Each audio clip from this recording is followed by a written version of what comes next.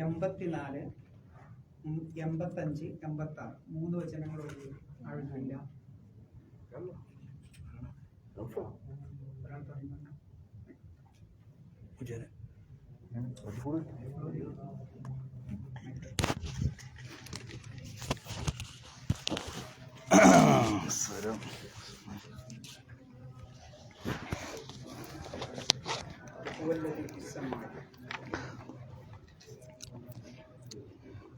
وهو الذي لا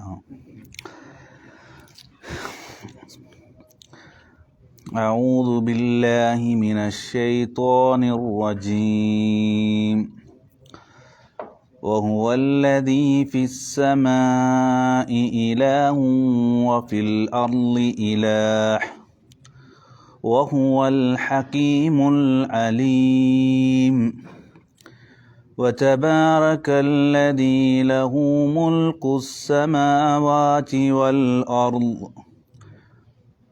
وما بينهما وعنده علم الساعة وإليه ترجعون ولا يملك الذين يدعون من دونه الشفاعة إلا من شهد بالحق وهم يعلمون.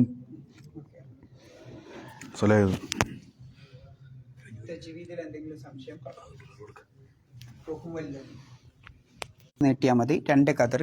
ഫിസ്സമായി അവിടെയാണ് ശ്രദ്ധിക്കാനുള്ളത്. ഫി നീട്ടുമ്പോൾ എന്തുണ്ടാവില്ല? ഉച്ചാരണം ഉണ്ടാവില്ല. അയാന് ഉച്ചാരണമല്ല, അലിഫിന് ഉച്ചാരണമല്ല, ലാമിന് ഉച്ചാരണമല്ല, 3 അക്ഷരത്തിന് ഉച്ചാരണമല്ല. സമായി നീട്ടേണ്ടത് 4 മുതൽ 6 കതിർ വരെ നീട്ടണം. കാരണം മദ് മുത്തസിലാണ്. പിന്നെ വഫിൽ അർളി ഇലാഹ് അവിടെ നിങ്ങൾ സ്റ്റോപ്പ് ചെയ്യുകയാണെങ്കിൽ എന്ത് ചെയ്യണം? ഇലാഹ് നീട്ടി ഉച്ചരിക്കണം. പിന്നെ വഹുവൽ ഹക്കീമുൽ അലീം അവിടെയും അതേപോലെ തന്നെ സ്റ്റോപ്പ് ചെയ്യുകയാണെങ്കിൽ നീട്ടി ഉച്ചരിക്കണം. രണ്ടിടത്തും എന്തില്ല? അലിഫിന് ഉച്ചാരണം ഉണ്ടാവില്ല, ലാമിന് ഉച്ചാരണം ഉണ്ടാവും. പിന്നെ വതബാറക്കല്ലദി അവിടെയും അലിഫിന് ഉച്ചാരണമില്ല. മുൽക്കുസ്സമാവാത്തി അവിടെ അലിഫിനും ലാമിനും ഉച്ചാരണമില്ല. വൽ അർള് അവിടെ അലിഫിന് ഉച്ചാരണമില്ല, ലാമിന് ഉച്ചാരണമുണ്ട്. പിന്നെ വമാ ബൈനഹുമ വ ഇൻദഹു ആ നൂനിന് എന്ത് ചെയ്യണം? ഇഖ്ഫാ ചെയ്യണം. പിന്നെ ഇഖ്ഫാ ചെയ്യുമ്പോൾ എന്തുണ്ടാവും? ഉന്നത്ത് ഉണ്ടാവും. ഇൽമുസ്സാഅത്തി വ ഇലൈഹി തുർജഊൻ അവിടെ എന്ത് ചെയ്യണം? 4 മുതൽ 6 കതിർ വരെ നീട്ടി ഉച്ചരിക്കണം. പിന്നെ വലാ യംലിക്കുല്ലദീന അവിടെയും അലിഫിന് ഉച്ചാരണം ഉണ്ടാവില്ല. മിൻ ദൂനിഹി ഷഫാ അവിടെ അലിഫിനും ലാമിനും ഉച്ചാരണമല്ല. ഇല്ലാ മൻ ആ മൻ നൂൻ എന്ത് ചെയ്യണം? ഇഖ്ഫാ ചെയ്യണം. മൻ ഷഹിദ ബിൽ ഹക്ക് അവിടെ എന്തുണ്ടാവില്ല? ബാ നീട്ട ബാഇൻ്റെ അടുത്തൊരു അലിഫിട്ടില്ലേ, അതിന് ഉച്ചാരണം ഉണ്ടാവില്ല, ലാമിന് ഉച്ചാരണം ഉണ്ടാവും. വഹും യഅലമൂൻ അത് നേരത്തെ പറഞ്ഞ പോലെ 4 മുതൽ 6 കതിർ വരെ നീട്ടി ഉച്ചരിക്കണം. എല്ലാവരും കൂടി ഒന്ന് ഓതിക്കാൻ 3 ആയത്ത്. അഊദു ബില്ലാഹ്.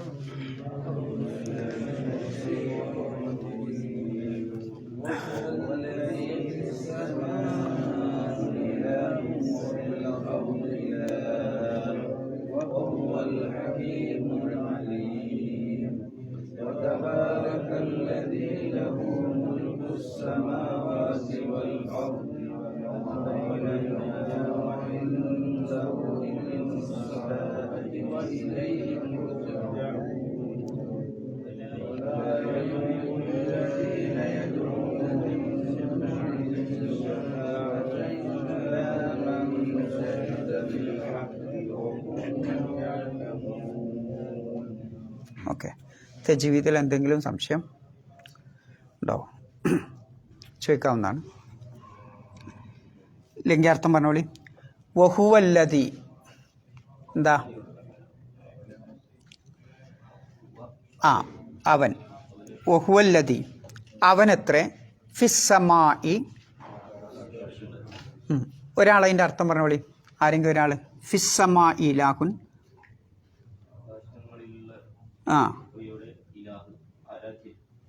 വഹുവല്ലദി ഫിസ്സമായി ഇലാഹുൻ ആകാശത്തിലുള്ളവരുടെ ഇലാഹും അവനത്രേ. വഫിൽ അർളി ഇലാഹുൻ, ഭൂമിയിലുള്ളവരുടെയും ഇലാഹ് അവനത്രേ. വഹുവൽ ഹക്കീമുൽ അലീം, അവൻ തത്വജ്ഞാനിയാണ്, യുക്തിമാനാണ്. അൽ അലീം, എല്ലാം അറിയുന്നവനുമാണ്. വ തബാറക്കല്ലദീ, ആ ഒരുത്തൻ എത്ര അനുഗ്രഹീതനാണ്.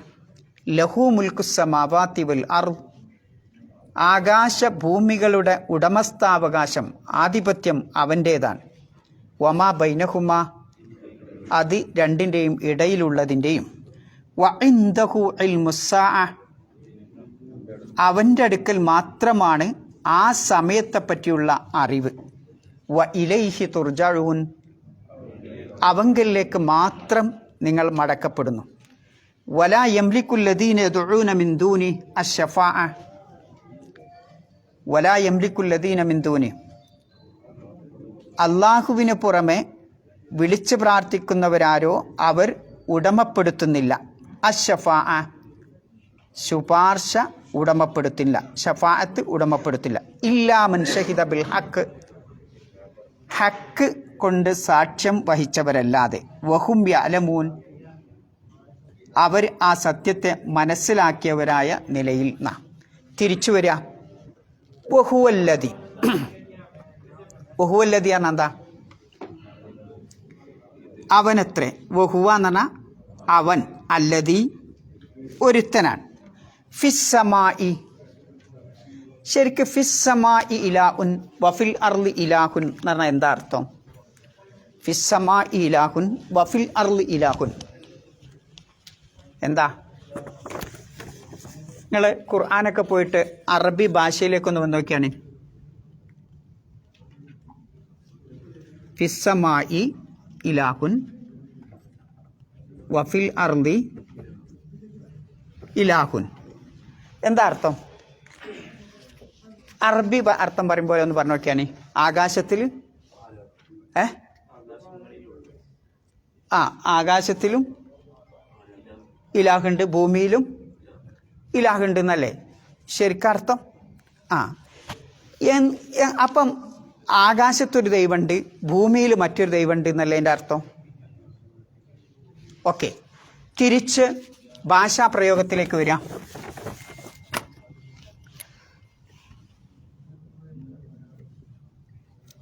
അക്രംതു എന്താ? റജുലൻ അല്ലേ? അതിൻ്റെ മുമ്പ് റഅയ്തു റജുലൻ, ഞാനൊരാളെ കണ്ടു. വക്രംതു റജുലൻ എന്താ അർത്ഥം? ഞാൻ അയാളെ ആദരിച്ചു. റഅയ്തു പറഞ്ഞാൽ എന്താ? ഞാൻ കണ്ടു. വക്രംതു ഞാൻ ആദരിച്ചു. റജുലൻ ഒരാളെ. എൻ്റെ ചോദ്യം, ഞാൻ കണ്ട ആളും ഞാൻ ആദരിച്ച ആളും ഒരാളാണോ? ഇല്ല, റോങ്. ഒന്ന് പറയണം, ആണോ അല്ലേ? രണ്ട് തോണിയിലും കാലിടാൻ പാടില്ല, മറിഞ്ഞെടുക്കും. അത് ഏതാണെന്നാ തീരുമാനിക്കണ്ടേ? ഓക്കെ, വാവിട്ടു. ഓക്കെ, വാവിട്ടു. അവിടെയാണ് നിങ്ങൾ അത് മനസ്സിലാക്കാനാണ് ഇപ്പം നിങ്ങളോട് ചോദിച്ചത്. ഇനി നോക്കിയോളൂ കേട്ടോ. നക്കിറ മഅരിഫ എന്ന് പറഞ്ഞിട്ട് ഗ്രാമറിൽ ഒരു പ്രയോഗമുണ്ട്. റജുലു എന്ന് പറഞ്ഞാൽ എന്താ? നക്കിറ, ഏതോ ഒരു മനുഷ്യൻ. അർ റജുലു പറഞ്ഞാലോ ആ മനുഷ്യൻ അല്ലേ? റജുലുൻ ഏതോ ഒരു മനുഷ്യൻ, അതാണ് നക്കിറ എന്നറിയുന്നത്. അർറജുലു അറിയണതോ ആ പ്രത്യേക ദി പെൻ എന്നൊക്കെ പറയില്ല നിങ്ങൾ? ആ പ്രത്യേക മനുഷ്യൻ, ദി മാൻ, ആ മനുഷ്യൻ. നിങ്ങൾ ആരെയാണോ ഉദ്ദേശിക്കുന്നത് ആ മനുഷ്യൻ.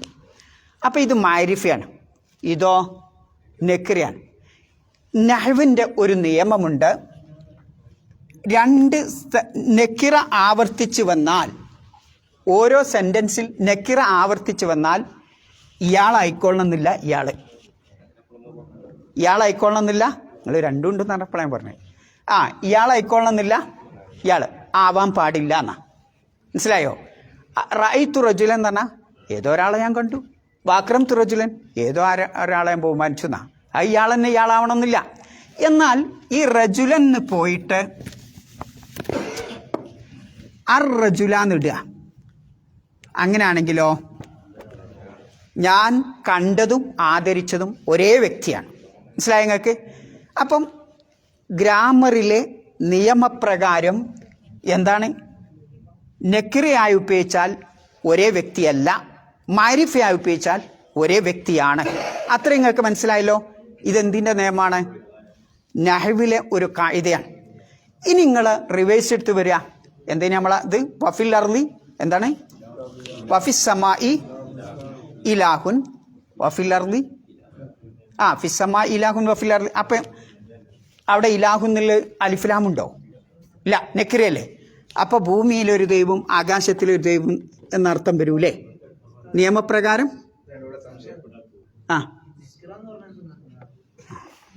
നെക്കിറ അതിനിപ്പോൾ എന്താ മലയാളം? അത് ഒരു സാങ്കേതിക പ്രയോഗമാണ്. അറിയപ്പെടാത്ത എന്ന് മാത്രമല്ല ഉണ്ട് ഉദ്ദേശിക്കുന്നത്. ഞങ്ങൾക്ക് ഒരിത് പറഞ്ഞുതരാം. ഇതെന്താ? പെൻ.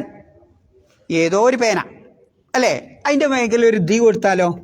ഇതിനെന്താ നിങ്ങൾ ഇംഗ്ലീഷ് പറയാ? എന്താ പറയാന്? അതിനെന്താ നിങ്ങൾ പറയല്? ഒരു അല്ല, അതിനൊരു സാങ്കേതിക നാമുണ്ട്, അതാണ് ചോദിക്കണേ. ദി പേൻ എന്ന് പറഞ്ഞാൽ എന്താ? അല്ല, ദി പേനയാണെന്നല്ല, അത് ദിസ് ഇസ് പെന്ന. ഒരു പ്രത്യേകത അതിനുണ്ട് അല്ലേ? ആ പേന അല്ലേ? ഞാൻ ഉദ്ദേശിച്ച പേന എന്നാണ് അതിൻ്റെ അർത്ഥം. ആ പേന എന്ന് പറഞ്ഞാൽ ഒരുപാടുണ്ടാവും. ഇതിനാണ് പെന്ന് മാത്രം പറയുകയാണെങ്കിൽ നെക്കിറയാണ്. അതിൻ്റെ കൂടെ ദി ചേർത്താലോ അത് മാരിഫയാവും.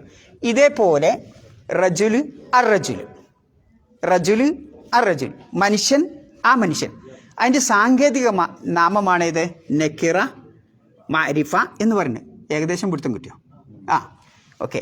ഇനി എൻ്റെ ചോദ്യം, നെക്കിറയായി വരുമ്പോൾ ആദരിച്ച, ഞാൻ കണ്ട ആൾ തന്നെ ആവണമെന്നില്ല, ആദരിച്ച ആൾ ആവണമെന്നില്ല, ആവാൻ പറ്റൂല, രണ്ടും രണ്ടാ. എന്നാൽ അലിഫ്ലാം ഉണ്ടാകുമ്പോൾ മാരിഫയായിട്ട് വരുമ്പോൾ ഞാൻ കണ്ട ആളെ തന്നെയാണ് ഞാൻ ആദരിച്ചത്. അതാണ് നഹ്വിലെ കായിദ, നിയമം.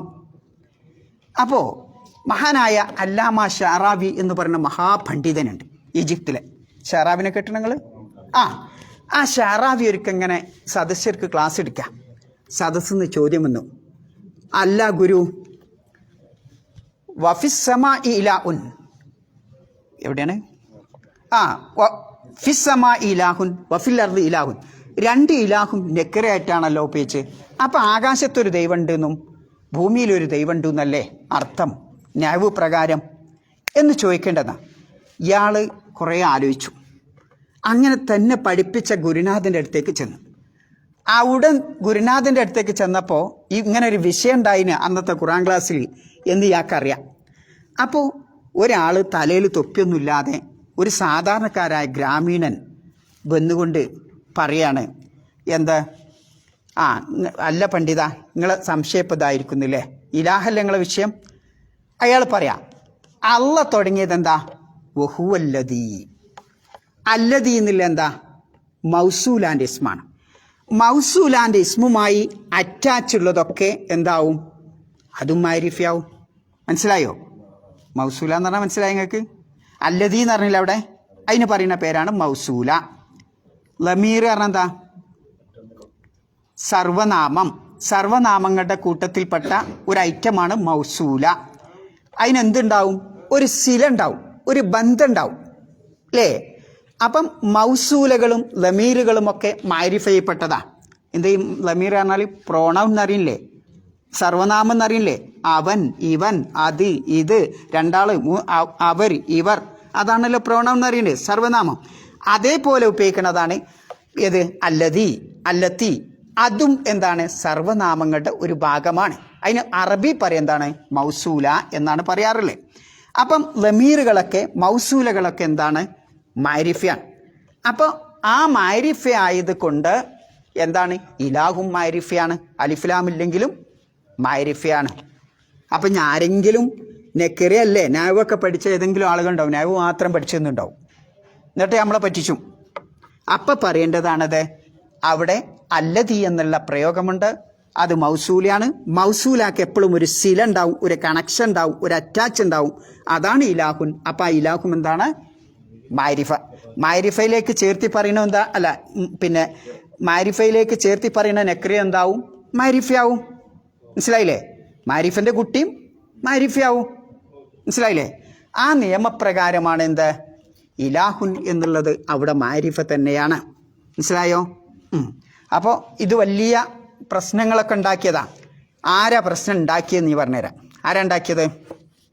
ലോകത്ത് ഇങ്ങനെ വാദിക്കുന്ന ആളുകളുണ്ട്. എങ്ങനെ? അള്ളാഹ് എല്ലായിടത്തും ഉണ്ട്. ഭൂമിയിലുണ്ട്, കക്കൂസിലുണ്ട്, ഐക്ക് ചാലിലുണ്ട്, എല്ലായിടത്തും അള്ളാഹുണ്ട് എന്ന് പറയുന്ന ജഹമിയാക്കൾ എന്ന് പറയുന്ന ഒരു വിഭാഗമുണ്ട്. എന്താണ്? ജഹമിയാക്കൾ എന്ന് പറയുന്ന ഒരു വിഭാഗമുണ്ട്. അവരുടെ വാദം എന്താ? അള്ളാഹു എല്ലാ, നമ്മുടെ നാട്ടിലെന്തോ ഒരു അദ്വൈതം അങ്ങനെ എന്തോ അല്ലേ? അവരുടെ വാദം എന്താ? എല്ലാ സ്ഥലത്തും ഉണ്ട് അല്ലേ? ഭൂമിയിലുണ്ട്, ആകാശത്തുണ്ട്, എല്ലായിടത്തും അള്ളാഹു ഉണ്ട് അല്ലേ?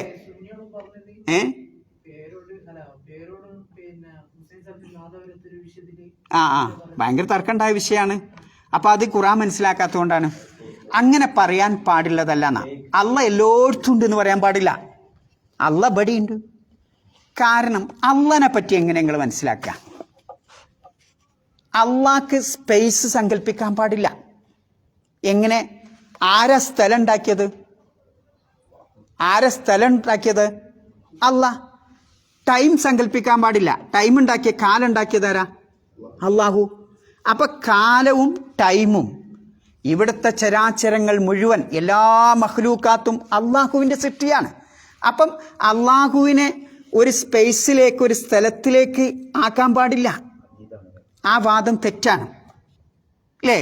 പിന്നെ അള്ളാഹു എവിടെ എന്ന് ചോദിച്ചാൽ അർ-റഹ്മാനു അലൽ അർശി ഇസ്തവ. എങ്ങനെയാണ് സിംഹാസനം? നമുക്കറിയില്ല. സിംഹാസനത്തിൽ ആണ്. ആ സിംഹാസനം എവിടെയാണ് എന്നൊന്നും നമുക്കറിയില്ല അല്ലേ? ഫിസ്സമാൽ എന്ന് പറയുന്നുണ്ട്, പക്ഷേ അതെവിടെ എന്ന് നമുക്കറിയില്ല. അതിനെപ്പറ്റി ചിന്തിക്കാനും പാടില്ല. പിന്നെ എങ്ങനെ നമുക്ക് അള്ളാഹിനെ മനസ്സിലാവുക? അള്ളാഹിൻ്റെ ദാത്തല്ല നിങ്ങൾ മനസ്സിലാക്കേണ്ടത്.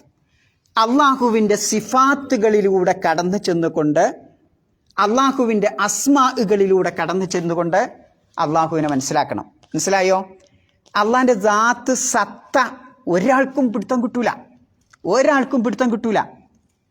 ഇപ്പം ഞാൻ എന്ന സത്ത നിങ്ങൾക്ക് മനസ്സിലാവും. എന്നിൽ എന്തൊക്കെ ഉണ്ട്? ഫോസ്ഫറസ് ഉണ്ട്, അയൺ ഉണ്ട്, പിന്നെന്താ കുറേ പറഞ്ഞാണ്, സാൾട്ട് ഉണ്ട്, എന്തൊക്കെയുള്ളത്? മഗ്നീഷ്യം, പൊട്ടാഷ്യം, ഇങ്ങനെ മണ്ണിൽ എന്തൊക്കെയുണ്ടോ അതൊക്കെ എന്നിലുണ്ട് അല്ലേ? മണ്ണിൽ എന്തൊക്കെ ധാതുക്കളുണ്ടോ അതൊക്കെ എന്നിലും കാണാം അല്ലേ? വെള്ളവും വാട്ടറും ഇതൊക്കെ ഉണ്ട്. അപ്പോൾ എന്നാൽ അള്ളാഹ് നിങ്ങൾക്ക് അങ്ങനെ മനസ്സിലാക്കാൻ പറ്റുമോ? ഇല്ല, ധാത്ത് മനസ്സിലാക്കാൻ പറ്റില്ല. പിന്നെ എങ്ങനെയാണ് നമ്മൾ അള്ളാഹിനെ അറിയുന്നത്? ഈ ആകാശം ആര് സൃഷ്ടിച്ചു? ആ ശക്തിയാണ് അള്ളാഹു. ഈ ഭൂമി ആര് സൃഷ്ടിച്ചു? ആ ശക്തിയാണ് അള്ളാഹു. അപ്പം അള്ളാഹുവിൻ്റെ സിഫാത്തുകളിലൂടെ കടന്നു ചെന്നുകൊണ്ട് അള്ളാഹുവിനെ മനസ്സിലാക്കണം. അല്ലെങ്കിൽ എന്താണ്? തകരാറാവും. അപ്പോൾ എന്തുകൊണ്ട് വിശുദ്ധ ഖുർആൻ അള്ളാഹുവിൻ്റെ ദാത്തിനെ പറ്റി എവിടെയും പറയുന്നില്ല?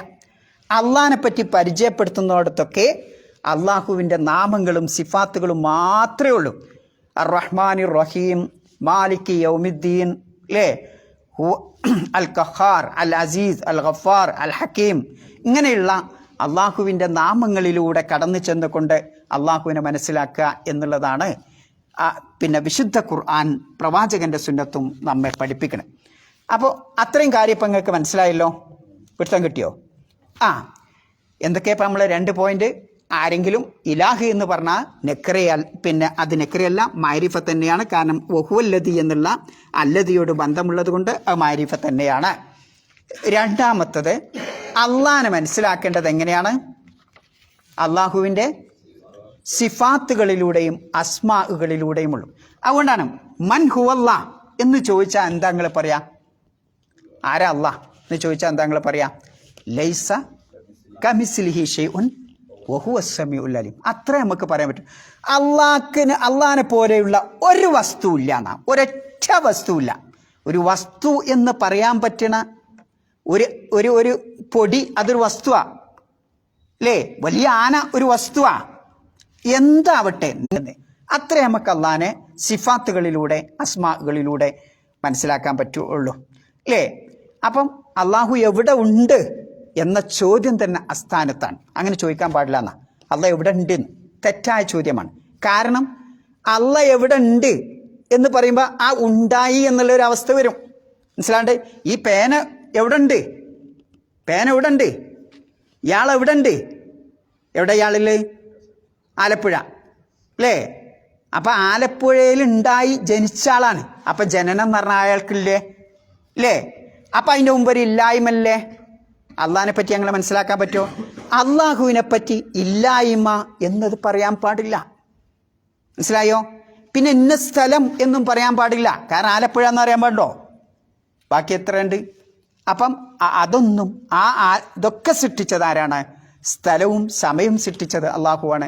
അപ്പം അള്ളാഹു ഉണ്ട് എന്നുള്ള പിന്നെ അത് മനസ്സിലാക്കുക എന്നല്ലാതെ എവിടെ ഉണ്ട് എന്നുള്ള ചോദ്യം അസ്ഥാൻ.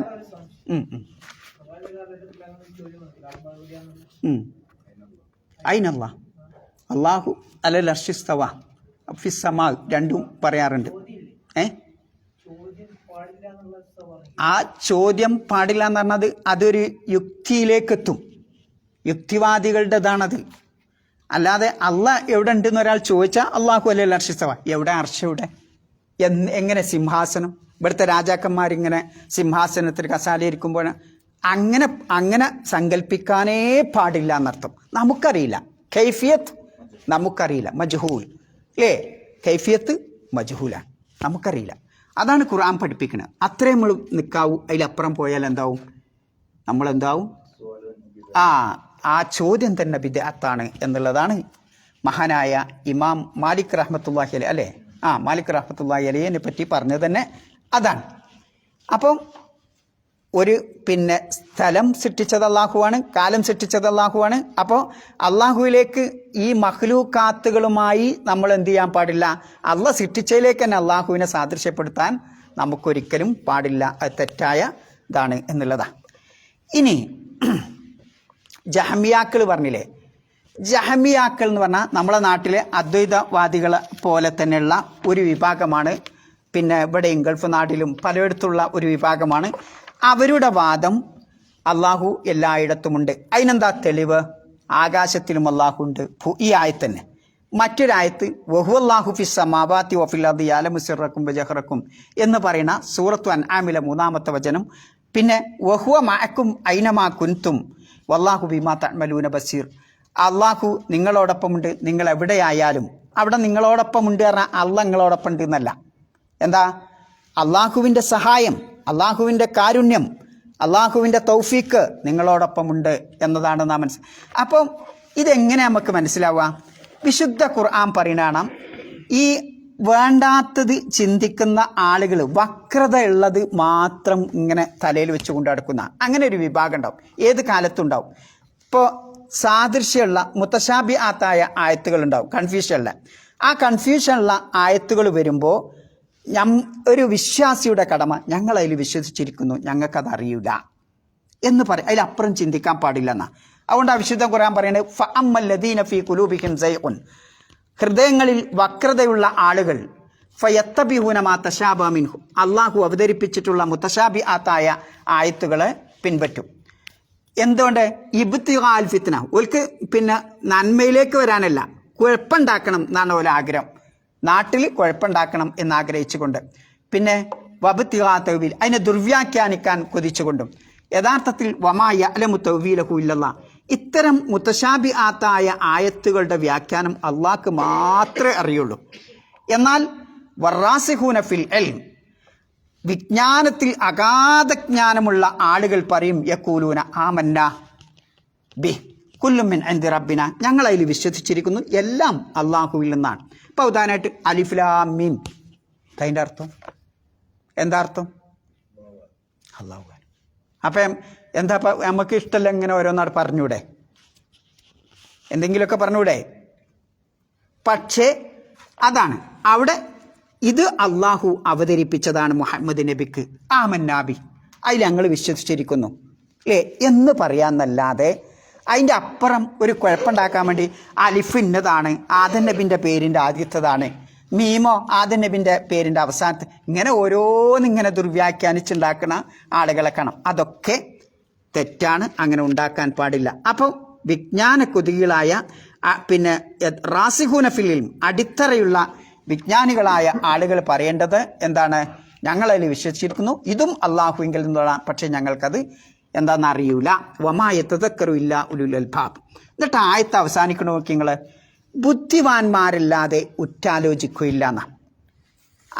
നിങ്ങളിപ്പോൾ ഏതൊരു കാര്യത്തെപ്പറ്റി പഠിച്ചാലും എന്താവട്ടെ, ഒരു ഈച്ചയോ ഒരു പ്രാണിയോ ഒരു ആറ്റം എന്ത് നിങ്ങൾ പഠിച്ചാലും അവസാനം നിങ്ങൾക്കൊരു എത്തും പിടിയും കിട്ടാത്ത ഒരു ശക്തിയിലേക്ക് നിങ്ങളെത്തും അല്ലേ? അതാണ് ബുദ്ധി എന്ന് പറയുന്നത്. അവസാനം നിങ്ങൾക്ക് എന്തുണ്ടാവില്ല, അതിൻ്റെ അപ്പുറം കടന്നു പോകാൻ കഴിയില്ല. അവിടെ നിൽക്കും നിങ്ങളെ ബുദ്ധി, അവിടെ നിൽക്കും നിങ്ങളുടെ ബുദ്ധി അല്ലേ? ഇപ്പോൾ ഒരു കാലഘട്ടത്ത് പിന്നെ സൂര്യൻ അവസാനിക്കും എന്നാരെങ്കിലും വിശ്വസിച്ചിരുന്നോ? സൂര്യനൊക്കെ നക്ഷത്രഗോളങ്ങളൊക്കെ അടർന്നു വീഴും എന്ന് ഭൗതികന്മാരാരെങ്കിലും വിശ്വസിച്ചിരുന്നോ? ഇല്ല. ഇന്ന് വിശ്വസിക്കുന്നുണ്ട്. എന്താണ്? സൂര്യൻ കത്തി അതെന്താവും, ഈ ഭൂമിയൊക്കെ നിലച്ചു പോണ ഒരു കാലം വരും എന്ന് അവരിന്ന് വിശ്വസിക്കുന്നുണ്ട് അവരുടെ പഠനത്തിലൂടെ. അപ്പം ആ മനുഷ്യൻ്റെ ബുദ്ധി എത്തി എന്നിട്ട് അതിൻ്റെ അപ്പുറം എന്ത് ഓൽക്ക് പറയാൻ അറിയില്ല, നശിക്കും. ആ നാശത്തിൻ്റെ അപ്പുറം എന്ത് അറിയൂല അല്ലേ? അവിടെയാണ് വിശുദ്ധ ഖുർആൻ പറയുന്നത് ആമന്നാബി, സിട്ടാവായ അള്ളാഹു പറഞ്ഞെന്നാണ്. അതിൽ വിശ്വസിക്കുക, അതിലപ്പുറം നമ്മളെന്ത് ചെയ്യില്ല, നമ്മളെ ബുദ്ധി പോവാൻ സാധിക്കുകയില്ല. കാരണം മനുഷ്യൻ്റെ ബുദ്ധി എന്ന് പറയുന്നതും അള്ളാഹുവിൻ്റെ സൃഷ്ടിയാണ്. അപ്പം അതിനൊക്കെ ഒരു പരിധി ഉണ്ട്, അതിലപ്പുറം പോകൂല എന്നുള്ളതാണ്. അപ്പം ഇനി ഇതിൽ മറ്റൊന്ന് നമുക്ക് പഠിക്കാനുള്ളത്, ഈ വാദം പറഞ്ഞിട്ട് യുക്തിവാദികൾ ആ ഓട്ടയിലൂടെ അങ്ങോട്ട് വരും. ഈ യുക്തിവാദികൾ പിന്നെ ഇതിനെ പോലെ നമ്മളെ പെരിച്ചായി അറിഞ്ഞ ജന്തുവിനെ കണ്ടില്ല? നിങ്ങൾ പെരിച്ചായിനെ കണ്ടണോ? എങ്ങനെയാണ് വരിക? ബടി ഓട്ടം ഉണ്ടാക്കി വെച്ചിട്ടുണ്ടാവും, നൗഫൽ ഇരിക്കുന്നിടത്തുണ്ടാവും, ഇയാൾ ഇരിക്കുന്നിടത്തുണ്ടാവും, അടിയുണ്ടാവും. ഓട്ട പുറത്തുനിന്ന് കാണൂല, ആ ചവിട്ടിൻ്റെ ഇപ്പോഴും നിറഞ്ഞാൽ അതിൻ്റെ ഉള്ളിൽ പോകും. എന്തിനാ അങ്ങനെ ഓട്ടം ഉണ്ടാക്കി വെച്ച്? ഇയാൾ ഇതിലൂടെ വരുമ്പോൾ അതിലൂടെ ടം അല്ലേ? ഇതിലൂടെ ഇയാൾ വരേണ്ട പറയുമ്പോൾ ഇവിടെ ഒറ്റ ഓട്ട, ഇങ്ങനെ 4 വാർഡ് ഓട്ടം ഉണ്ടാക്കി വെച്ചിട്ടുണ്ടാവും. ഇതേപോലെ യുക്തിവാദികൾ ഈ ആയത്തിനെ പിടിച്ചിട്ട് പറയുന്ന ഒരു സംഗതി ഉണ്ട്. നിങ്ങളെന്തിനാ ഈ മുസ്ലിങ്ങളൊക്കെ ദരിദ്രന്മാരാ, ഈ ദരിദ്രനാരായണന്മാരെ പറ്റി ആ ദരിദ്രന്മാരായ ആളുകളുള്ള ദീനിനെ നമ്മൾ പിൻപറ്റണോ എന്നവർ ചോദിക്കും. രണ്ടാമത്തെ, പണത്തിനും ഇതിനൊന്നും വലിയ പ്രാധാന്യം നൽകാത്ത ആ മതത്തിന് നമ്മൾ എന്ത് എടുക്കണം? അതേപോലെ എപ്പോഴും ഇസ്ലാമിനും വിശുദ്ധ ഖുർആനും എപ്പോഴും ശത്രുക്കളാണല്ലോ. ഈ ശത്രുക്കൾ ഉണ്ടാക്കാൻ എന്തിനാ ഇപ്പം നമ്മൾ ഇസ്ലാമിൽ പോവേണ്ടത്? പിന്നെ അതുമല്ല, എപ്പോഴും ഒരു നിർഭയത്വം ഉണ്ടാവില്ല എന്നൊക്കെ പറഞ്ഞുകൊണ്ട് അവർ ചിലപ്പം ഈ പൊള്ളവാദവുമായിട്ട് ഇങ്ങനെ ഓട്ട തൊളിച്ച് ഇങ്ങനെ വരും. നബി സല്ലല്ലാഹു അലൈഹി വസല്ലമ അദിയോട് റളിയല്ലാഹുവിനോട് പറയുന്നൊരു വാക്കുണ്ട്, ലഅല്ലക യാ അദി ഇന്നമാ യംനഉക മിൻ ദുഖൂലി ഫി ഹാദ ദീൻ. ഈ ദീനിൽ പ്രവേശിക്കാൻ, ദീൻ സ്വീകരിക്കാൻ നിനക്ക് ചിലപ്പോൾ തടസ്സമായി നിൽക്കും മാ തറാഫി ആജാത്തിയും, അവരുടെ ആവശ്യങ്ങളിൽ നീ കാണുന്ന അഥവാ ദാരിദ്ര്യമാണ്. മുസ്ലിങ്ങൾക്കൊക്കെ ആ കാലഘട്ടത്ത് എന്താ പരമദരിദ്രരാ. നബി സല്ലല്ലാഹു അലൈഹി വസല്ലമയുടെ മദീന കാലഘട്ടത്തൊക്കെ അങ്ങനെയല്ലേ അല്ലേ? സുഫത്തിൻ്റെ ആളുകളൊക്കെ ദരിദ്രരാ. ഫവല്ലാഹി, നബി പറയണ പിന്നെ ആരോട്? അദീനോട്, ലയൂഷിക്കന്നൽ മാലു അൻ യഫീല ഫീഹിം അത്താ ലാ യൂജദു മൻ യഖുദു. ഇപ്പം ദരിദ്രരാണെങ്കിലും പണം സ്വീകരിക്കാൻ പിന്നെ ഇല്ലാത്ത ഒരു അങ്ങനെ പണം ഒഴുകുന്ന ഒരു കാലഘട്ടം വരും എന്നുള്ളതാണ്. അന്ത്യനാളിൻ്റെ അടയാളം തന്നെ എന്താ? പണം കെട്ട് ഒഴുകുന്ന, ആർക്കും വേണ്ടി വരില്ല. ഇപ്പം തന്നെ ആരെങ്കിലും 5 ദിവസമൊക്കെ കണ്ടെടുക്കുമോ? ഞാനൊക്കെ എടുക്കട്ടോ. നിങ്ങൾ എടുക്കുമോ? എടുക്കാത്തവരുണ്ട്, ഞാൻ കണ്ടിണ്. 5, 10, 20 കണ്ട ആന്നും ആരും എടുക്കൂല. കാരണം എന്താ? അതിനോടൊക്കെ ഇത് ഇനി കുറേ കാലം കഴിയുമ്പോഴോ ദീനാറ് കൊടുക്കൂല. അല്ലേ? അങ്ങനെയുള്ള ഒരു കാലഘട്ടം വരും എന്നുള്ളത്. രണ്ടാമത് പറഞ്ഞത് വല അല്ലക്ക ഇന്നമായ മിൻ ദുഖൂലി ഫീ, ഈ മതത്തിൽ നിന്ന് പ്രവേശിക്കാൻ തടയുന്നത് മാതറ മിൻ കസറത്തി അദുവിഹിം വക്കില്ലത്തി അദി, മുസ്ലിങ്ങളുടെ എണ്ണം കുറവാണ്, അതേപോലെ അവർക്ക് ശത്രുക്കളും കൂടുതൽ. നബി സല്ലല്ലാഹു അലൈഹി വസല്ലമയുടെ കാലഘട്ടത്താണ് എണ്ണത്തിൽ കുറവാണ്, ശത്രുക്കളോ കൂടുതലുമാണ്. അതുകൊണ്ട് ചിലപ്പോൾ ഇസ്ലാമിൽ പ്രവേശിക്കാതിരിക്കാൻ അതിയെ നീ കാരണമാവുന്ന ഫവല്ലാഹി.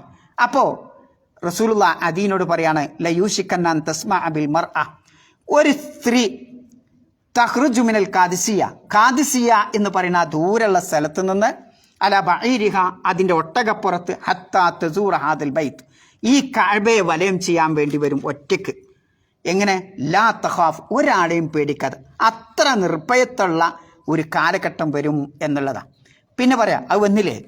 അവന്നു നബി സല്ലല്ലാഹു അലൈഹി വസല്ലമയുടെ മക്കം ഫത്തിന് ശേഷം പിന്നെ ആ മക്കം ഫത്തിന് മുമ്പുണ്ടായിരുന്ന ആ ഇത് ഭയമുണ്ടോ? ഇല്ല. നമുക്കൊക്കെ സുഖസുന്ദരായി ആ മക്കയിൽ പോയി ഉംറ ചെയ്യാനും ഒക്കെ സാധിക്കും എന്നുള്ളതാണ്.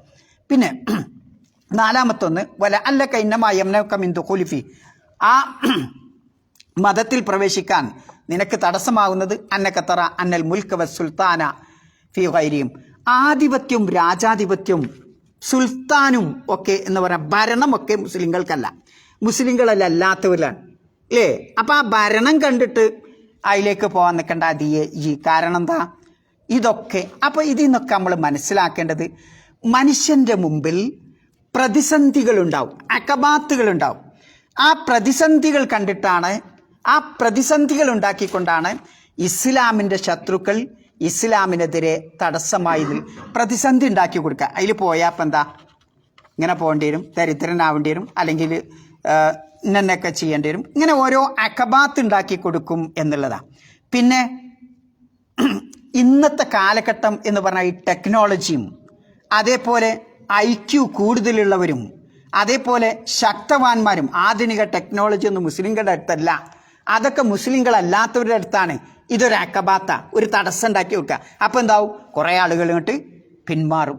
ഇങ്ങനെയുള്ള ചില പിന്നെ ഇത് ആളുകളിൽ ഉണ്ടാക്കി കൊടുത്തുകൊണ്ട് ഇസ്ലാമിനോടുള്ള ഇസ്ലാം ദുർബലമാണ്, അത് നിസ്സഹായതയാണ്, അതേപോലെ മറ്റുള്ളവരുടെ മുമ്പിൽ വിനയം കാണിക്കാനുള്ള ഒരിതാണ് എന്നൊക്കെ, മറ്റുള്ളവരുടെ എങ്ങനെ കനിഞ്ഞു നിൽക്കാനുള്ള ഒരു മതമാണ് ദീൻ എന്ന രൂപത്തിൽ അതിനെ ചിത്രീകരിച്ചു കൊണ്ട് ഇസ്ലാമിൽ നിന്ന് അകറ്റുന്ന ചില ആളുകളെ കാണാം.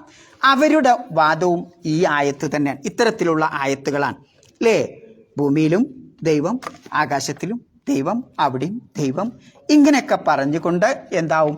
മതത്തിൽ നിന്ന് ആളുകളെ ഓരോരോ കടമ്പകളുണ്ടാക്കി അതിൽ നിന്ന് തിരിച്ചുവിടാനുള്ള മാർഗം ഇത്തരത്തിലുള്ള ആളുകൾ ഉണ്ടാക്കും എന്നുള്ളതാണ്. അപ്പം വഹുവല്ലദി, അള്ളാഹു എത്ര, ഫിസ്സമാ ഇലാഹുൻ, അവിടെ ആകാശത്തിലുള്ള ഇലാഹ് എന്നല്ല. മഹാനായ ഇബ്നു കസീർ റഹ്മഹുല്ല അതിനെപ്പറ്റി പറയുന്നത് എന്താ? വഹുവല്ലദി ഹുവ ഇലാഹുൻ മൻ ഫിസ്സമായിന, ആകാശത്തിൽ ആരൊക്കെ ഉണ്ടോ അവരുടെ ഇലാഹാണ് ആര്? അള്ളാഹു. അള്ളാഹു മാത്രമാണ് ആകാശത്തിൽ. എന്നാൽ ആകാശത്തിൽ ആരാ? മലക്കുകൾ. അപ്പം മലക്കുകളുടെയും ഇലാഹ് അള്ളാഹുവാണ്. പിന്നെ വഹുവ ഇലാഹു മൻ ഫിൽ അർദ്, ഭൂമിയിലുള്ള ആരൊക്കെയുണ്ടോ അവരുടെയും ഇലാഹ്. ഭൂമിയിലാണ് മനുഷ്യരും ജിന്നുകളൊക്കെ താമസിക്കുന്നത്. അപ്പോൾ ആ ഭൂമിയിലുള്ളവരുടെയും ഇലാഹാണ് ആര്? അള്ളാഹു. എന്തങ്ങനെ പറയാൻ കാരണം? മക്കായിലെ മുശ്രിക്കുകൾക്കൊരു വാദമുണ്ട്, മലക്കുകൾ ആരാ? അള്ളാൻ്റെ ബനാത്തുല്ലാ, അള്ളാൻ്റെ പെൺമക്കളാണെന്ന് വാദമുണ്ട്. അല്ലേ? ഇവിടുത്തെ ചില മനുഷ്യന്മാരും ചില ബിംബങ്ങളുമൊക്കെ ദൈവങ്ങളാണ് എന്നുള്ള വാദമുണ്ട്. അപ്പം ഭൂമിയിലുള്ളവരുടെയും ആകാശത്തുള്ള സർവ്വചരാചരങ്ങളുടെയും ഭൂമിയിലുള്ള സർവ്വചരാചരങ്ങളുടെയും ദൈവം ഒന്ന് തന്നെയാണ്. അതാണ് വഹുവല്ലദി, അവൻ മാത്രമാണ്, അവനത്രേ എന്ന് പറയാനുള്ള കാരണം അതാണ്. അപ്പം നിങ്ങൾ മക്കായിലെ മുശ്രിക്കുകളെ നിങ്ങൾ വിചാരിക്കുന്നത് പോലെയല്ല സംഗതി. മറിച്ചെന്താണ്? ആകാശത്തിലുള്ള മലക്കുകളുടെയും ഭൂമിയിലെ ചരാചരങ്ങളുടെയും മനുഷ്യരും അല്ലാത്തവരുമായ എല്ലാവരുടെയും ഇലാഹ് അള്ളാഹു മാത്രമാണ്. അവനോടാണ് നിങ്ങൾ വിളിച്ച് പ്രാർത്ഥിക്കേണ്ടത് എന്നതാണ് അതുകൊണ്ട് ഉദ്ദേശിക്കുന്നത്. ഇനി അതിൽ രണ്ട് സിഫത്ത് പറഞ്ഞുകൊണ്ട് ഇലാഹ് എന്ന വാക്കിൻ്റെ അർത്ഥം എന്താ? ഇലാഹ് പറഞ്ഞ എന്താ? അലിഹ, ആരാധിച്ചു. ഇലാഹ് എന്ന് പറഞ്ഞാൽ മഅബൂദ് എന്നാണ് അർത്ഥം. മഅബൂദ്, ആരാധിക്കപ്പെടേണ്ടവൻ, ആരാധിക്കപ്പെടുന്നവൻ എന്നാണ് അർത്ഥം. എന്ന് പറഞ്ഞാൽ ആരാധനക്കർഹനാരോ ഇബാദത്തിനർഹനാരോ അവനാണ് മഅബൂദ് എന്ന് പറയുന്നത്. ആ മഅബൂദ് ആരാണ്? അല്ലാഹുവല്ലദീ, അള്ളാഹു മാത്രമാണ് എന്ന് പറയാനാണ് അള്ളാഹു താല. അപ്പം എന്തിനാ അപ്പം അള്ളാഹു താല ആയത്ത് കൊണ്ടുവന്നത്? മക്കായിലെ മുശ്രിക്കുകളുടെ വാദത്തിനെ ഗണ്ണിക്കുവാനാണ് അള്ളാഹു സുബ്ഹാനഹു വ തആല ആ ആയത്ത് കൊണ്ടുവന്നിട്ടുള്ളത് എന്നുള്ളതാണ്. ഇനി ആയത്ത് അവസാനിക്കണമെന്ന് നോക്കി നിങ്ങൾ. എങ്ങനെ? വഹുവൽ ഹക്കീം. എന്താ ഹക്കീം പറഞ്ഞാൽ? ഹക്കീം ഒരു പേരില്ലേ? ഇനി ഇവിടെ ആരോന്നും പോയോ? ഡ്രൈവറാ? ഓക്കെ. ഹക്കീം എന്ന് പറഞ്ഞാൽ എന്താ? എന്തൊക്കെയാണ് ഹക്കീമിൻ്റെ അർത്ഥം? ഫിലോസഫർ. പിന്നെ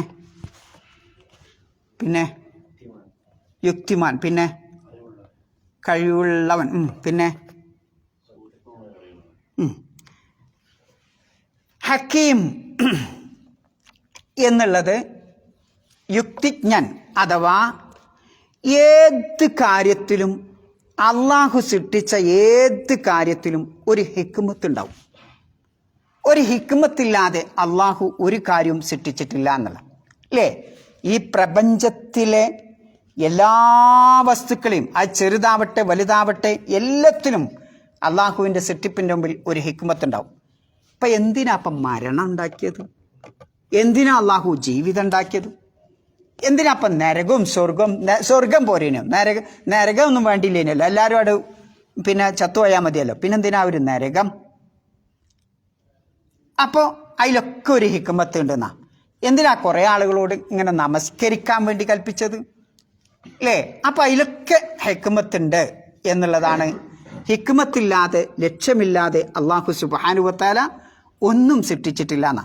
വിശുദ്ധ ഖുർആൻ്റെ ഒരു ചോദ്യം, അഫ ഹസിബ്തും അന്നമാ ഖലഖനാകും അബസ, നിങ്ങൾ വിചാരിക്കുന്നുണ്ടോ അള്ളാഹ് നിങ്ങളെ വെറുതെ ഒരു കളിതമാശയായിട്ടാണ് ഉണ്ടാക്കിയതാണ്, സൃഷ്ടിച്ചതാണെന്ന്? വ അന്നക്കും ഇലൈനാ ലാ തുർജഊൻ, നിങ്ങൾ നമ്മളെ അടുത്തേക്ക് മടങ്ങി വരില്ല എന്നാണോ നിങ്ങൾ ധരിച്ചു വെച്ചിട്ടുള്ളത് എന്ന് അള്ളാഹു താല ചോദിക്കുന്നുണ്ട്. വിശുദ്ധ ഖുർആനിൽ ഹക്കീം എന്ന പദം 91 പ്രാവശ്യം, അൽ അലീം എന്ന് പറയുന്നത് 157 പ്രാവശ്യവും അള്ളാഹു താല ഉപയോഗിച്ചിട്ടുണ്ടെന്നാണ്. 91 തവണ വിശുദ്ധ ഖുർആനിൽ എന്ത് ഉപയോഗിച്ചിട്ടുണ്ട്? ഹക്കീം ഉപയോഗിച്ചിട്ടുണ്ട്. അലീമോ? രണ്ടും അള്ളാഹുവിൻ്റെ നാമമാണ്. 157 പ്രാവശ്യം ഉപയോഗിച്ചിട്ടുണ്ട്. അപ്പോൾ ഈ ഹക്കീം ഉപയോഗിച്ചിടത്തൊക്കെ അതിൻ്റെ കൂടെ ഒരു നാമം കൂടി ചിലപ്പോൾ കൂട്ടി പറയും അള്ളാഹു തആല. ഇവിടെ ഇപ്പം എന്താ പറഞ്ഞത്? അൽ ഹക്കീമുൽ അലീം. മറ്റൊരു സ്ഥലത്ത് പറയുന്നതാണ് അൽ ഹക്കീമുൽ അസീസ്, അൽ അസീസുൽ ഹക്കീം, ഇങ്ങനെയും പറയാണ്ട്. പിന്നെ അൽ ഹക്കീമുൽ ഖബീർ, അങ്ങനെയുള്ള ഇങ്ങനെ മറ്റ് സിഫത്തുകളും അല്ലെ നാമങ്ങളും കൂട്ടി ചേർക്കണ കാണാം. ഇനി അതിൻ്റെ ഭാഷാപരമായ അർത്ഥം, ഹക്കമ എന്ന് പറയുന്നത്, ഹക്കമ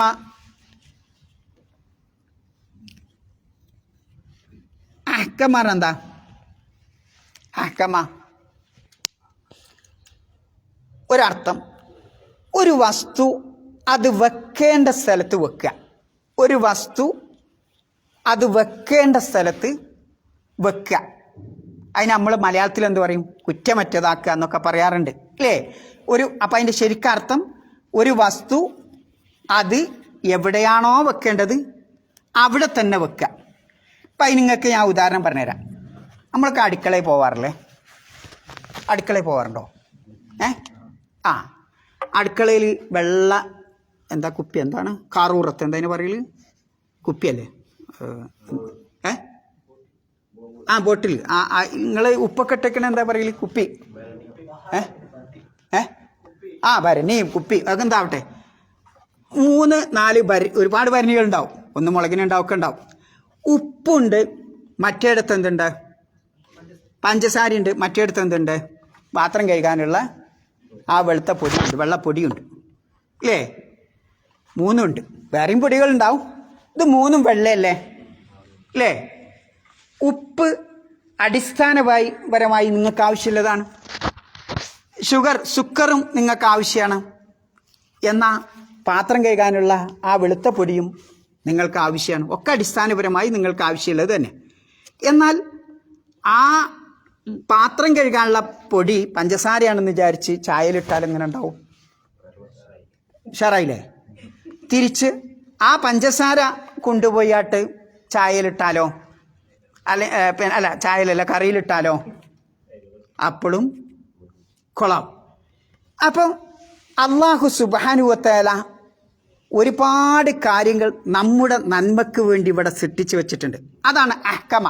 കുറ്റമറ്റ രൂപത്തിൽ അല്ലാഹു തആല ഓരോ കാര്യവും ഇവിടെ സൃഷ്ടിച്ചു വെച്ചിട്ടുണ്ട്. മനസ്സിലാവുണ്ടോ? ഓരോ കാര്യം സൃഷ്ടിച്ചു വെച്ചിട്ടുണ്ട്. അത് ഇന്നതിനെ നിങ്ങൾ ഉപയോഗിക്കാവൂ എന്ന രീതിശാസ്ത്രവും അല്ലാഹു നമുക്ക് പറഞ്ഞു തന്നിട്ടുണ്ട്. ഇന്നതിനെ നിങ്ങൾ ഉപയോഗിക്കാവൂ.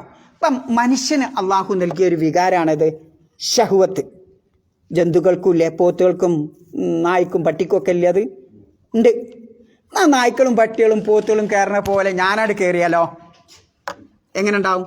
എൻ്റെ സാധനം വെക്കാനുള്ള ഒരു ചാനലുണ്ട്. ആ ചാനലിലേ എൻ്റെ സാധനം കൊണ്ടുപോയി വെക്കാൻ പാടുള്ളൂ. നിങ്ങളെ സാധനം നിങ്ങളെ ചാനലിലേ ഉപയോഗിക്കാം. കാണുന്ന ചാനലിലൊക്കെ കൊണ്ടുപോയിട്ടാലോ എന്തുണ്ടാവും? എന്താ ഉണ്ടാവുക? ലോകത്തെ ഏറ്റവും വലിയ അപകടം അതാണ് വ്യഭിചാരം. അപ്പം വ്യഭിചാരം ചെയ്യരുത് എന്ന രീതിശാസ്ത്രം അല്ലാഹു പറഞ്ഞു തന്നിട്ടുണ്ട്. എന്നാ പിന്നെ എന്തിനാ പഠിച്ചോ എനിക്ക് ഇച്ഛ നൽകിയത്? അപ്പോൾ ചോദിക്കാം, എന്തിനാ ഈ പിന്നെ കഴുകാനുള്ള പൗഡർ വെള്ള, സുക്കറും വെള്ള, ഉപ്പും വെള്ള അല്ലേ? ഓരോന്നും ഒരു സ്ഥാനത്ത് ഉപയോഗിച്ചില്ലെങ്കിൽ അപകടം ഉണ്ടാവില്ലേ? ഇതേപോലെയാണ് ഈ ദുനിയാവിൽ നമ്മൾ ഇങ്ങനെ ജീവിക്കണം എന്ന് റബ്ബ് തമ്പുരാൻ അതിൻ്റെ രീതിശാസ്ത്രം എ മുതൽ സെറ്റ് വരെ ഓരോന്നും വിവരിച്ചിരുന്നിട്ടുണ്ട്. ഒന്നും വിവരിക്കാതെ പോയിട്ടില്ല അല്ലേ? ഇന്നത് ഹറാമാണ്, ഇന്നത് ഹലാലാണ്, ഇന്നത് ചെയ്യരുത്, ഇങ്ങനെ ചെയ്യണം എന്ന് റബ്ബ് തമ്പുരാൻ വ്യക്തമാക്കാത്ത ഒരു കാര്യവും മനുഷ്യൻ്റെ ജീവിതത്തിലില്ല. അപ്പം അള്ള പറഞ്ഞതനുസരിക്കുമ്പോൾ എന്തുണ്ടാവൂല? അവിടെ തിന്മ കടന്നു വരൂല, കുഴപ്പം കടന്നു വരൂല. കുഴപ്പം കടന്നു വരുന്ന എങ്ങനെ? മനുഷ്യൻ ആ സാധനം മറ്റിടത്ത് കൊണ്ടുപോയി വെക്കുമ്പോഴോ അതിൻ്റെ അസ്ഥാനത്ത് വെക്കുമ്പോഴോ ആണ് കുഴപ്പമുണ്ടാവണത്, ഫസാദ് ഉണ്ടാവണത് അല്ലേ? ഏത് കാര്യത്തിലും ഫസാദ് അങ്ങനെ വരുന്നേ. ഞാൻ ഉപയോഗിക്കേണ്ട സ്ഥലത്തല്ലാതെ മറ്റൊരു സ്ഥലത്ത് ഞാൻ അത് ഉപയോഗിക്കുമ്പോൾ അവിടെ കുഴപ്പം പൊട്ടിപ്പുറപ്പെടുന്നു അല്ലേ? ഇതാണ് നമ്മൾ മനസ്സിലാക്കേണ്ടത്. ഇനി നോക്കുങ്ങൾ, പിന്നെ വലിയ വലിയ മുസീബത്തുകളൊക്കെ ഈ കാരണമായി വരുന്നത് ഇത് തന്നെയാണ് എന്നതാണ് നമ്മൾ മനസ്സിലാക്കേണ്ടത്. ഒക്കെ ചിലപ്പം അല്ലാഹു തആല നമ്മൾ വിശ്വസിക്കേണ്ട ചില കാര്യങ്ങളുണ്ട്. അള്ളാഹുവിൻ്റെ ഖദർ ഖലാവിൽ നമ്മൾ വിശ്വസിക്കണ്ടേ? ചിലപ്പോൾ ആ ഖദർ ഖലാവ് നമുക്ക് ഇഷ്ടം ഉണ്ടാവില്ല. ഖദർ ഖലാവ് നമുക്ക് ഇഷ്ടം ഉണ്ടാവില്ല. ഇപ്പോൾ ഉദാഹരണമായിട്ട് ഞാൻ പിന്നെ ടിക്കറ്റൊക്കെ എടുത്ത് ഒരാൾ സംഭവിച്ചതാ, ഷെർക്കുള്ള ഒരാൾക്ക് 5 കുട്ടികൾക്കും ടിക്കറ്റ് എടുത്തു. അയാളെ പാസ്പോർട്ട് എന്ത് വീട്ടിൽ മറന്നു വെച്ച് എടുക്കണം. ഇതൊക്കെ കിട്ടി അയാളെ ടിക്കറ്റിൻ്റെ പൈസക്കട പോയി, വിമാനം പോയി. ഈ 5 കുട്ടികളും പോയില്ല, ഇയാളും പോയി. കുറച്ചട് കഴിഞ്ഞപ്പോഴാണ് ഈ വിമാനം ആക്സിഡൻ്റ് പെട്ടിട്ടുണ്ട് എന്ന് അയാൾ പിറ്റേന്ന് പത്രത്തിലാണ് കാണുന്നത്. ആലോചിച്ച് നോക്കി നിങ്ങൾ, എന്തേ ഇയാൾ വീട്ടിൽ നിന്ന് പാസ്പോർട്ട് എടുക്കാതെ പോകുന്നത്? നമുക്ക് ഭയങ്കര വിഷമല്ലേ? എൻ്റെ ടിക്കറ്റിൻ്റെ 5 കുട്ടികളും എൻ്റെ ടിക്കറ്റിൻ്റെ പൈസ പോയില്ലേ, തിരിച്ചിട്ടോ? അതാണ് ഞാൻ ചിന്തിക്കണത്. പക്ഷേ അല്ലാഹു തആല ഇയാളെ രക്ഷപ്പെടുത്തിയാണ്ട് നിങ്ങൾ അല്ലേ? ആ അപകടത്തിൽ നമ്മൾ പെട്ടില്ല. ഇങ്ങനെയൊക്കെ മനുഷ്യൻ്റെ ജീവിതത്തിൽ ഉണ്ടാവാറുണ്ട് അല്ലേ? ചിലപ്പോൾ അപകടത്തിൽ പെടും, അതും നമുക്ക് നന്മയാണ്. അതും അപ്പം അള്ളാഹുവിൻ്റെ ഖദർ ഖലാഇൻ്റെ പിന്നിലുള്ള ഹിക്മത്ത് നമുക്ക് ചിലപ്പം മനസ്സിലാവണമെന്നില്ല. മനസ്സിലാവാത്ത പല കാര്യങ്ങളുണ്ടാവും. ഇപ്പം ഉദാഹരണമായിട്ട് എന്താ അപ്പം ഞാനും ഇയാളും അയാളും മറ്റോനും ഒക്കെ ഒരേ ക്വാളിഫൈഡ്. ഞാൻ 10,000, അയാൾക്കോ 100. എന്ത് നീതി നമ്മൾ ചോദിക്കാറില്ലേ? ഇല്ലേ? ചോദിക്കാറുണ്ട്, സ്വാഭാവികമായിട്ടും ചോദിക്കും. പക്ഷേ അതിൻ്റെ പിന്നിൽ എന്തുണ്ടാവും? റബ്ബിൻ്റെ ഒരു ഹിക്മത്തുണ്ടാവും. റബ്ബിൻ്റെ ഒരു ഹിക്മത്തുണ്ടാവും. എന്തിനാ അപ്പം അങ്ങനെ ആക്കിയത് നമുക്കറിയില്ല. അത് നമ്മുടെ നന്മയാണ് എന്നാണ് നമ്മളത് മനസ്സിലാക്കേണ്ടത്. ആലോചിച്ച് നോക്കൂ നിങ്ങൾ. ഇപ്പോൾ ഇപ്പോൾ അള്ളാൻ്റെ ഹിക്മത്ത് അത് അപ്പടി അത് നടപ്പാക്കുന്ന. ഞാൻ ഇവിടെ ഒരു മൈക്കൽ ജാക്സന്റെ കഥ അറിഞ്ഞീനോ? ഞാൻ ഇന്നലെ പറഞ്ഞല്ലോ ഇവിടെ. ഇല്ല. ആരാ മൈക്കൽ? എന്താണ് നൗഫലെ അയാളെ പേരെന്ന് പറഞ്ഞ? Michael Jackson. ഷർക്കില പറഞ്ഞ. ഓക്കെ. അയാളെ ജീവചരിത്രം എങ്ങനെ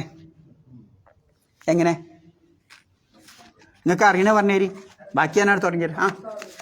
12 ഡോക്ടർമാരെ പൈസ കൊടുത്ത് അയാളെ ഇതൊക്കെ നോക്കാൻ വേണ്ടി മുടി മുതൽ അടി മുതൽ ഒടുവരെ എന്നാൽ അയാളുടെ തലമുടി മുതൽ കാല് വരെ എന്തൊക്കെ ഉണ്ടോ ഒക്കെ നോക്കാൻ ഓരോ വിഭാഗം ഡോക്ടർമാരെ നിശ്ചയിച്ചു.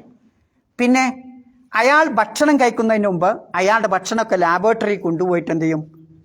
അത് പരീക്ഷണം നടത്തിയതിന് ശേഷമേ അയാൾ എന്ത് ചെയ്യുള്ളൂ നിശ്ചയിച്ചു. പിന്നെ മനുഷ്യനുണ്ടാവുന്ന ഒരു അപകടമാണ് ഓക്സിജന്റെ അളവും കൂടും ചെയ്യാം. അപ്പോൾ ചിലപ്പോൾ രാത്രിയൊക്കെ കിടന്നുറങ്ങുമ്പം ഓക്സിജന്റെ അളവ് തെറ്റണ നമുക്കറിയോ. അപ്പം ലോകത്ത് ഓക്സിജന്റെ അളവ് അറിയാൻ പറ്റുന്ന ഒരു ബത്ത അയാൾ നിർമ്മിച്ചു. കാരണം ആ കിടക്കയെ കാരണം അവസാനം 2009 ജൂൺ 25 അയാൾ എന്ത് ചെയ്യാണ്? 3:15 അയാളുടെ ചരിത്രത്തിൽ പറയണ 2009 ജൂൺ 25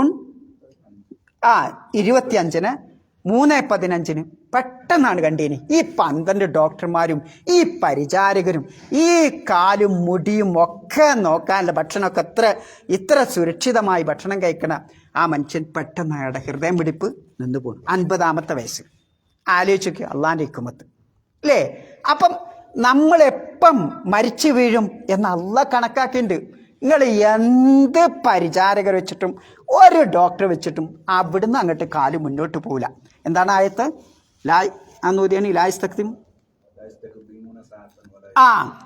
ലായസ്തക്തിമൂന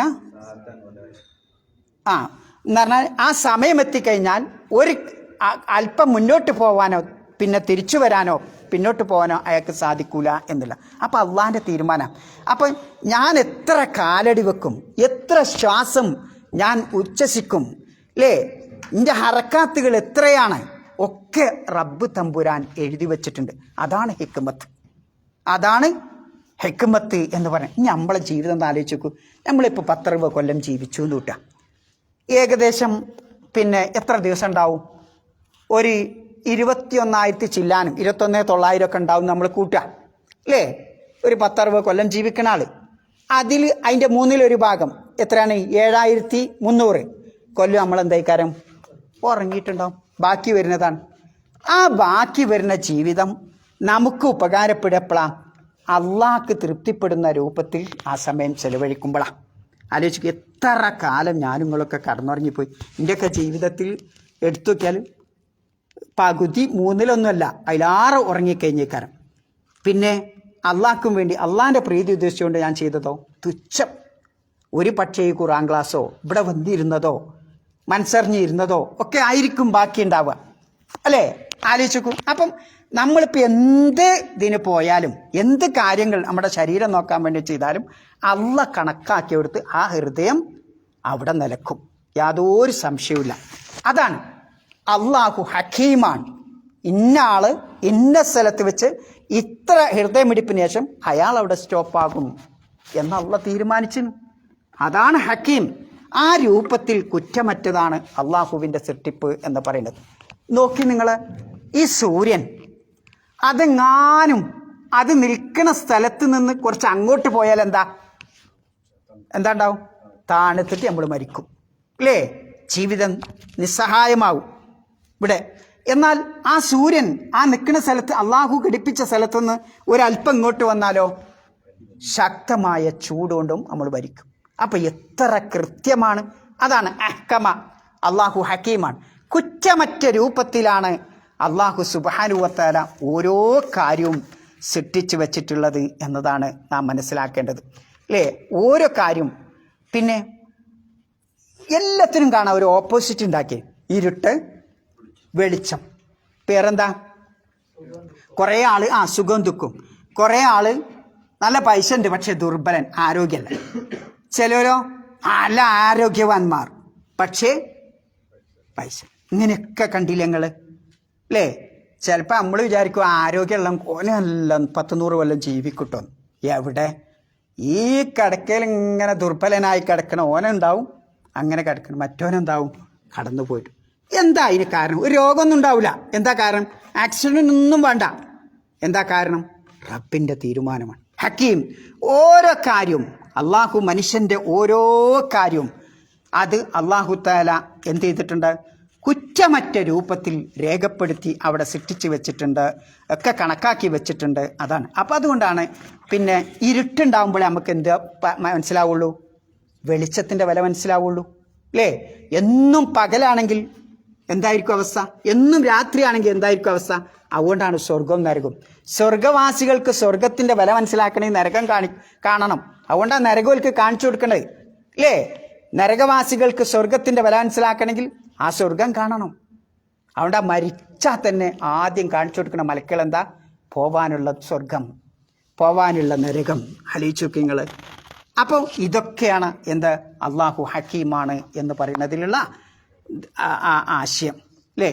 ഇപ്പോൾ നമ്മൾ ചോദിക്കും, എത്ര പെട്ടെന്ന് അയാൾ 30 വയസ്സായിട്ടുള്ളൂ, അയാളിപ്പോൾ എന്തേ മരിച്ചേ? ഒന്നുമില്ലേനല്ല അയാൾക്ക് അല്ലേ? അയാളെ വല്യാപ്പാൻ്റെ വല്യാപ്പ 120 വയസ്സായിട്ട് ഇപ്പോഴും ഉണ്ടല്ലോ എന്നൊക്കെ ഞങ്ങൾ പറയും അല്ലേ? അപ്പം ആ രൂപത്തിൽ അള്ളാഹു സുബ്ഹാനഹു വ തആല ഒരാൾക്ക് ദീർഘായുസ് നൽകുന്നതും മറ്റൊരാൾക്ക് ദീർഘായുസ് നൽകുന്നതും അള്ളാഹുവിൻ്റെ കണക്കാക്കലാണ്, ഖദർക്കലാണ്. അതൊക്കെ കുറ്റമറ്റ രൂപത്തിൽ. അതാണ് ഹക്കീം എന്ന് പറഞ്ഞത് കൊണ്ടുള്ള ഒരു ഉദ്ദേശം. നിങ്ങൾ നോക്കി, മനുഷ്യനെ എടുത്തു നോക്കിയാൽ തന്നെ നമ്മൾ ഇവിടെ നിങ്ങൾ കത്തിയെടുത്താൽ വെട്ടിയാൽ എന്താ? വേദനയാവും. എന്നാ അതേ കത്തിയെടുത്ത് നിങ്ങളെ മുടി വെട്ടിയാലോ?